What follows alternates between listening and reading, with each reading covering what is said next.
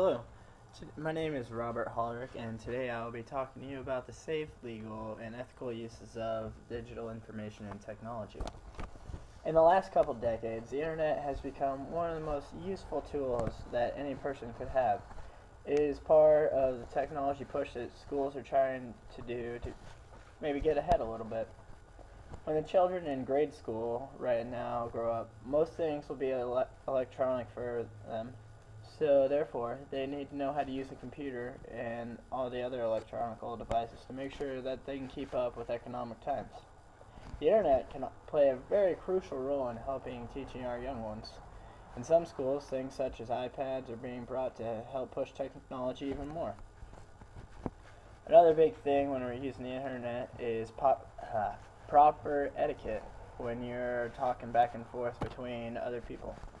This means that when you're talking to someone, you show respect as you would when you were talking to them in person.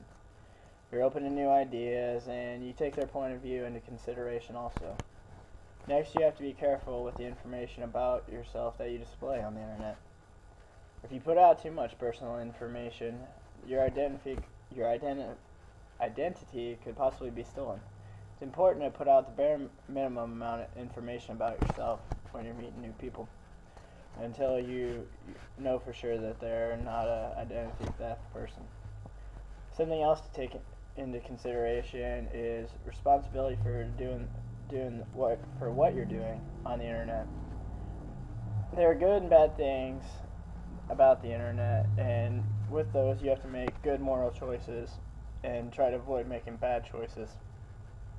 A part of making good choices is giving credit where credit is due.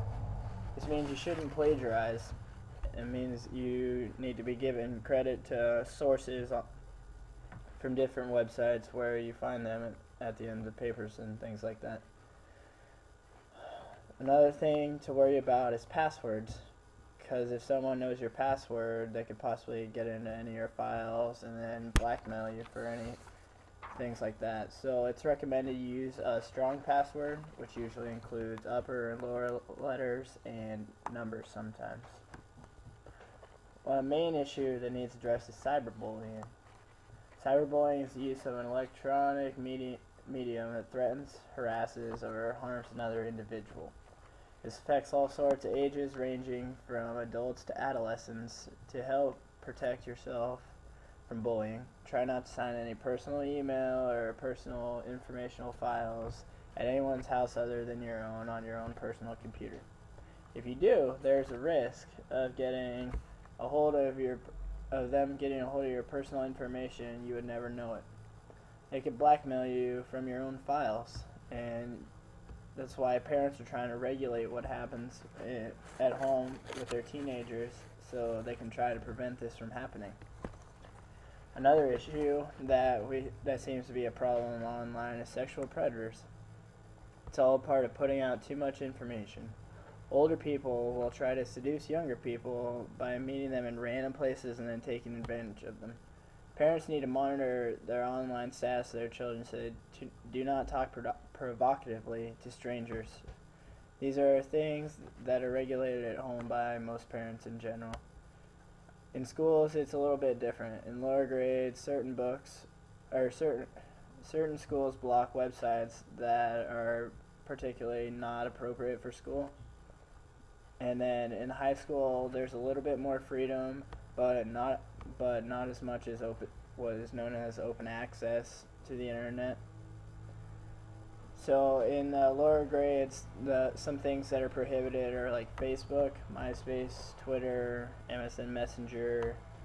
In the high schools, there's some of that's permitted depending on the location.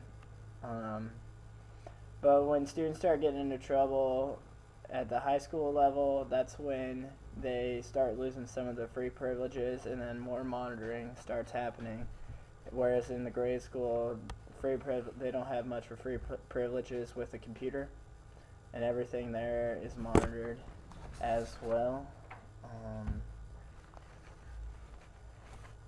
Students who do bad things and then are punished more harsh usually don't do what they did wrong again on the computer, and more monitoring will be happening there at home. There are also some people that even get addicted to using the internet. These people become lazy and want to Google everything. And then some teachers make it known that there won't be any computer time and that they'll have to read books and go look stuff up. This is where students can't. It's known as sometimes some people call it internet recess, where students can't use computers and they actually have to go look at magazines in the library. Which most libraries have popular magazines that students want to read, but they're just too lazy to go do it. And recent development of the Amazon Kindle, though, where you download books and you can read them right on there, it works great for these lazier people to work.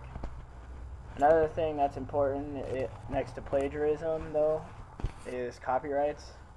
Copyrights are used to allow people who come up with ideas and inventions to keep their ideas to themselves.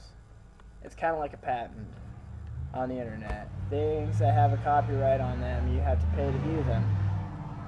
You had better get your money's worth because you're only allowed to view them once, though, too, at the same time. This is how you keep people from stealing ideas. This is also done with things like term papers, research papers, and things like that. You can view them and print them once, but you only get to see it once. A good way to keep students on track with the internet is give them something interesting to do. This will allow them to stay occupied, not bored, and more likely to stay on task, getting ahead, and staying out of trouble. By keeping students working on fun, basic activities, they're being safe and responsible. You can use fun projects as a way to teach young adults about the technology while slightly emphasizing to make the right moral choices and do what they should be doing, not what they're not supposed to be doing. And possibly you have to be a little bit childish with them at times. If they're being good, maybe spoil them a little so that encourages them to keep up the correct attitude and not misbehave. I think this is like a type of training, so if they're good, you just maybe give them a little treat when they're being exceptionally well.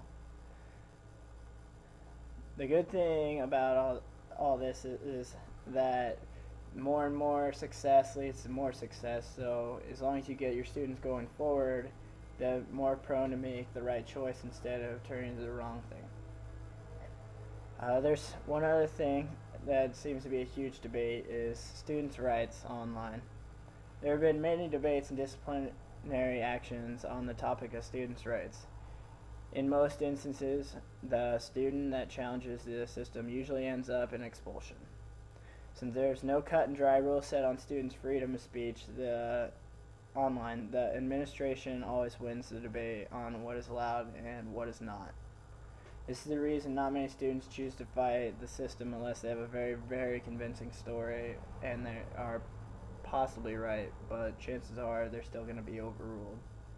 Sometimes we can be addicted to the internet in a form of gambling.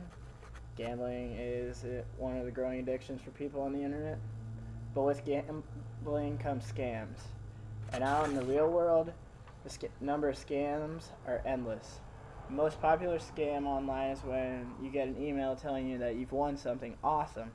Usually the amazing gizmo is an Xbox or an iPad or an iPad 2, something like that. Then when they have you visit their website where they have you enter your credit card information so you can cover some shipping costs. A few weeks later, you don't get the awesome gizmo in the mail and money starts depleting from your account. You're thinking, where'd all my money go? Then you remember, oh, I gave out my card number. You can also have identity theft this way too. If somebody steals your identity, you are in big trouble. Hands down, unless you can track them down, your life could be ruined. This is why there is an emphasis on putting out not as much information as you'd like from the beginning of meeting someone or just on websites you don't trust. And when you're buying stuff, only use websites that have the software behind them to prevent identity theft. Viruses can also be designed to hack a computer's information, encrypt information, and send it elsewhere. Most viruses, though, are designed to break down hard drives and cause them to crash. It's why antivirus programs were designed.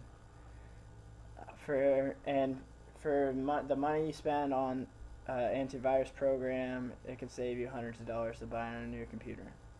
Especially when you're someone who depends 100% on their computer for work every day, to do everyday tasks. You need a virus-free computer to make things happen. So spending $50 for an antivirus program compared to a couple hundred for a new one, you do the math. Thank you.